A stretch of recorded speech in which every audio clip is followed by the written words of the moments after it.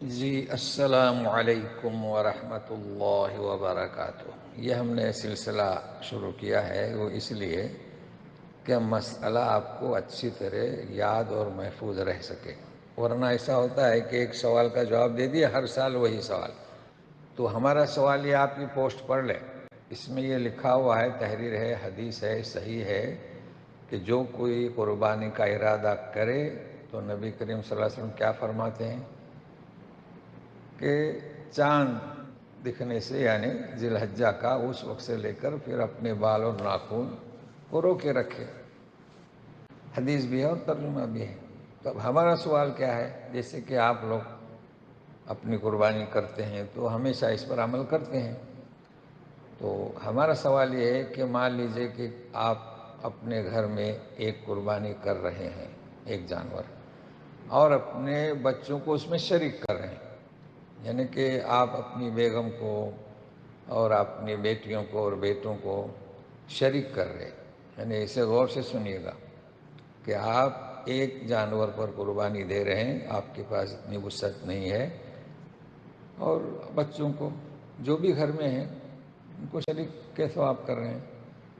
اور حدیث کا آپ کو علم ہے کہ نبی کریم صلی اللہ علیہ وسلم نے فرمایا تھا کہ یہ میری امت کی جانب سے اور میری جانب سے، یہ میرے گھر والوں کی جانب سے میری وہ حدیث آپ جانتے ہیں۔ وہ اصل میں وہ یہاں سوال یہ ہے میرا کہ اب کیا سب رک جائیں بال کاٹنے سے اور ناخن کاٹنے سے، یہ میرا سوال ہے۔ اب یہ اس لیے میں یہ طریقہ اختیار کر رہا ہوں کہ آپ سوچیں اس پر۔